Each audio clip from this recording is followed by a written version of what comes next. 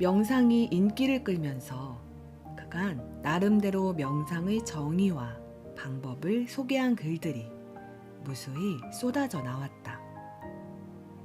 명상은 자기 암시, 나는 날씬하다, 부유하다, 사랑받는 존재다.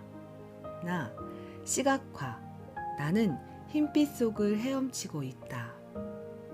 또는 단전호흡 등 온갖 것과 결부되어 왔다. 그러나 명상은 이런 것이 아니다. 명상이 포괄하는 경험과 활동의 영역은 만물의 수용, 진리의 깨달음과 해탈, 호흡수 세기, 촛불 응시, 박자에 맞춰 움직이기, 경구 읊조리기에 이르기까지 광범위하다. 명상으로 우리는 자신의 한계와 자기 중심적인 본성을 명확히 깨달을 수 있으며 내면의 깊이와 아름다움을 발견할 수 있다. 다시 말해 명상은 진정한 나와 하나 되는 체험인 동시에 그러한 상태에 도달하기 위해서 하는 수련이다. 명상 체험. 명상 체험이란 무엇인가? 그 느낌은 어떻고 맛은 또 어떨까? 어떤 효과가 있을까? 명상 체험을 하고 나면 전과 달라질까? 어째서 명상 체험을 그토록 특별하다고 말하는 걸까? 자기도 모르는 사이에 명상 체험을 하는 사람들이 많다.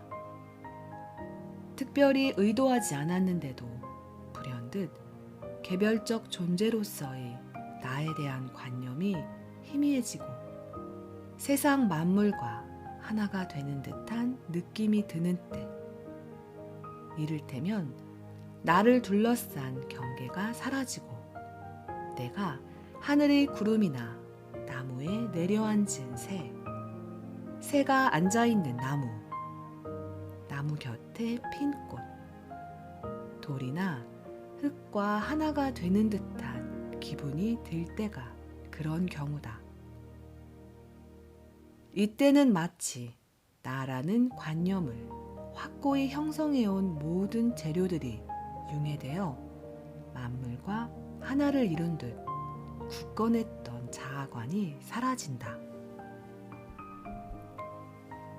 그러나 동시에 과거 어느 때보다도 내가 더더욱 나 자신인 듯한 느낌이 들기도 한다. 이런 순간에는 더 이상 명확하게 정의되거나 구분된 혹은 자아에 구속된 존재가 없어지기 때문에 나와 타자와 다른 사물 간의 구분이 사라진다. 더 이상 인지하는 나는 없고 단지 인지만이 존재할 뿐이다. 주로 자연 속을 산책하거나 말없이 앉아있다가 명상 체험을 하는 경우가 많다. 현재의 자각. 가만히 앉아만 있다 보면 쉬 따분해지고 가끔은 이런 의문까지 피어난다. 내가 왜 이러고 있지? 나 자신에게 주의를 기울여서 어쩌겠다는 거야. 평생을 딴 데 정신을 팔면서 나 자신으로부터 벗어나려고 애써왔는데 이제 와서 이런 미친 짓거리를 하고 있다니. 대개 우리는 과거에 할 수 있었거나 있을 수 있었던 일에 대한 후회 속에서 살거나 앞으로 일어날 수 있거나 일어날 것 같은 일에 대한 기대감 속에서 하루하루를 보내며 산다. 단순히 지금 이 순간에 머무는 일에는 익숙하지 않은 탓에 지금 이 순간을 의식하려고 하면 어쩐지 어색하고 거북한 느낌이 일곤 한다. 물론 우리는 과거에서 교훈을 얻을 수도 있다. 때로는 가장 고통스러운 경험이 최고의 스승이 되기도 하며 거기에서 얻은 크나큰 배움이 무척이나 고마울 수도 있다. 그러나 과거의 기억은 못내 내다 버리지 못한 낡아빠진 신발 같은 것이다. 가끔씩이야 그 신발을 꺼내 신고 발에 익은 편안함을 즐기지 못할 이유가 없지만 그렇다고 매일같이 그 신발만 신을 필요는 없다. 끊임없이 과거나 미래에서 살다 보면 현재에 일어나는 일을 인식하는 능력이 떨어질 수밖에 없다. 마음 다한 명상법으로도 알려진 것처럼 현재에 대한 자각력을 개발하면 과거와 미래를 전부 떨쳐버릴 수 있게 된다. 지금 이 순간 말고는 다른 어떤 일도 일어나지 않으며 지금 이곳에 온전히 존재하는 것 말고는 무엇도 할 필요가 없음을 깨닫는 것은 얼마나 후련하고 마음 놓이는 일인가. 그제야 비로소 우리는 이 현실을 어떠한 기대나 편견이나 바람도 없이 진정 있는 그대로 경험할 수 있게 된다. 언젠간 누군가 에드에게 다른 현실을 경험해 본 적이 있느냐고 질문한 적이 있다. 에드는 이렇게 대답했다. 지금의 현실은 경험해 본 적이 있으십니까? 당신은 거미줄에 맺힌 이슬의 달콤한 꿀맛에 심장의 고동소리에 관심을 기울여 본 적이 있는가? 현재에 온전히 마음을 기울일 때 우리가 사는 세상은 마치 처음으로 보고 듣고 만진 것처럼 특별해진다. 미리 정해진 관념이나 기대 없이 단지 그 경험만이 존재할 뿐이기 때문이다. 모르는 것을 처음으로 알아가는 어린아이처럼 있는 그대로의 현재에 머물다 보면 보다 친밀하게 현재를 알고 탐구하고 이해하고 심지어 그것과 하나가 되고픈 충동이 생긴다. 이러한 관점은 우리로 하여금 편협한 세계관을 떨치도록 해준다.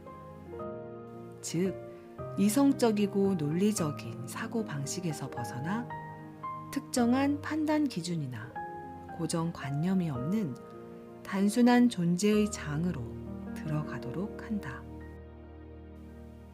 그러나 이것이 무의나 무에 빠져든다거나 세속적인 현실과 단절됨을 뜻하는 것은 아니다.